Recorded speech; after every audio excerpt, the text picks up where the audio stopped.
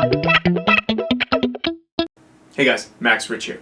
Today I want to give you a tip on how to stop your fingers from moving in the wrong direction. I see this happen a lot of the times with players, beginner, intermediate players who basically are moving their fingers in a way that's really counterproductive and stopping them from doing a lot of things on the guitar. You might recognize this in your own playing. If you're playing something and your fingers look like this, I mean, this might be an exaggerated version, but if you're playing, let's say, the pentatonic scale and you're playing it like this,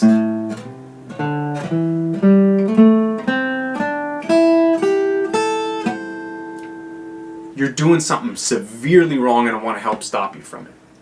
And if you compare that, which may or may not resemble something close to how you play, to how I play it, right?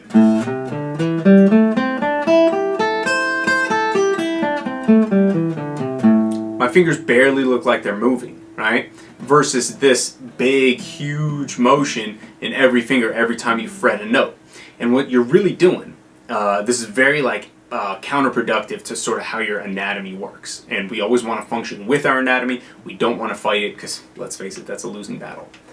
But basically, when you go to push down, let's say with your index finger, a lot of times I see players stick their pinky out like this, right? They'll go like that with their pinky, and then they use their pinky and they stick their index finger out, and they sort of trade back and forth.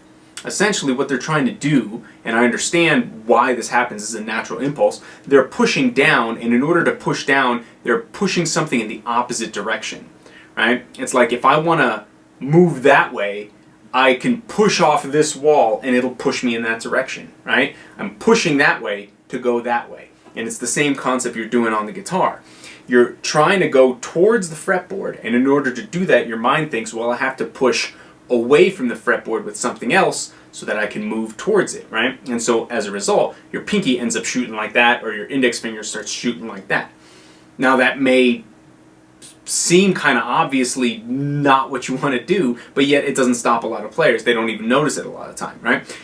Think about it. You want everything moving towards the guitar. You don't want anything moving away from it, because in that, if something's moving away, if your pinky's moving away, it's pulling your hand away from the place you're trying to go. You're trying to go towards the string, and your pinky's pulling you away from the string, right? So instead of doing that, right, what I want you to try to do, if you try to just implement this in your playing and just start playing with all your fingers close to the strings, moving towards the guitar, and stop this opposing motion thing, it's not going to work. You're not going to be able to do that because your brain and your mind doesn't know any other way than what you've done so far. So we have to kind of like retrain it. And the way I want you to do that is I essentially want you to hover over the strings, right? So if I'm holding the guitar, I'm hovering away from the strings. I'm not on the strings, I'm away from the strings, right? So I'm going to hover over the strings, and all I'm going to do is I'm going to take one finger, let's say my index finger, and can I move my index finger to the string, not fretting it? All I'm trying to do is touch the string. I just want to move it to the string and touch it without fretting it. And what I'm trying to do is I'm trying to train my brain that sort of to control my hand in a way that's not going to push my pinky outward, right? If my brain knows that I'm not going to actually fret the string, but I'm just going to touch it, then it knows it doesn't need a lot of force, because it doesn't take much force to just touch the string. It takes a lot of force to fret it, and that's why your pinky shoots away, right? So you're kind of tricking your brain, saying like, hey, we're not going to need a lot of force, so you don't need to use this opposing motion. Instead, we're just going to move our index finger to the string and back away, to the string, back away. And see if you can do that without anything flying away. And do that with every finger, right? Because what you're training, like I said, you're training your brain to recognize that when we move toward the string, nothing needs to move away, right? Right now, as it stands, your brain is saying like, hey, when we move something towards the string, the rest of the fingers have to move away. We're trying to eliminate that. So you go from that to eventually getting to the point where you can push the finger down onto the string and then actually fret the note. So you may like get your index finger on the string, so it's a dead note, and then slowly increase pressure until you get a real note without the pinky flying away.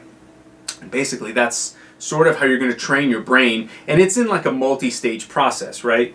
You're going to first get used to touching the string without fretting it. If you could do that without your pinky, or without, if you're touching it with your pinky without your index flying away, if you could do that, then your brain's already on the right track, saying like, hey, we can move towards the string without anything needing to move away, right? Once you get to that point, then you can begin to slowly increase pressure. And as you get to the point where it's like, okay, I could touch the string and then slowly increase pressure without anything moving away, then you're just like 1 or 2 steps away from actually just playing with everything real close to the fretboard, right? Because ultimately, when you think about it, when you're trying to play guitar and you're trying to do all this complicated stuff, coming from out here to the fretboard is going to be a big, big problem, right? You're going to have to travel like 3, 4, 5 inches to get to a note, whereas if I'm just right here, I have to travel 1/4 of an inch or 1/2 an inch. That's necessarily going to take less time. So the closer you can stay to the string, the better, right? And this is a big, big thing that I want you to make sure that you're doing as you implement all of this, right? Is your thumb is going to be a big issue if it's over here, right? If your thumb is here and you're playing here, you're going to necessarily do that. This may be a big reason as to why you do this, is your thumb being way over here. Your thumb should always be in the center of your hand, because when your thumb is in the center of your hand is balanced on either side of your thumb. Your thumb is like the balancing act of your hand. So if your thumb is over here, it's pulling everything towards your index finger, which is necessarily going to pull your pinky finger away. Same as if my thumb is here, behind my pinky, it's necessarily going to pull my index away, right? And so in order to prevent either of those scenarios happening, no matter what you're doing on the guitar, you want your thumb in the center, back behind your hand, so that it's balanced on either side of it. If you can combine that with this like brain trick of keeping your fingers close, about 1/2 an inch, moving towards the string, and not fretting. Teach your brain that there's not any pressure needed. We can move to the string without anything else moving. It's all good. I can do this all day long, and I'm not fretting anything. My brain can get used to touching the string and moving towards it without feeling the need to move away. If you could do those 2 things, this will sort of eliminate itself out of your playing, and you'll be a way cleaner, faster, more relaxed, and ultimately a better guitarist. Thanks guys for watching, and if you are interested in this kind of content, talking about how your body functions anatomically on the guitar, because let's face it, all of our bodies have to function in some anatomical form on the guitar. If that is something that you like, hit the subscribe button, ding that notification bell so you can get notified when new content, new videos come out, and take a look at maxrichmusic.com/newsletter. Sign up for the free weekly newsletter where I offer a ton of free content to all my subscribers. I offer personal help, Skype lessons, all kinds of things for free, so that you can learn how the mechanics of your hands actually work, so that you can improve your playing, start to teach yourself, and get better and better and better, because there is no limit to how good any of us can get.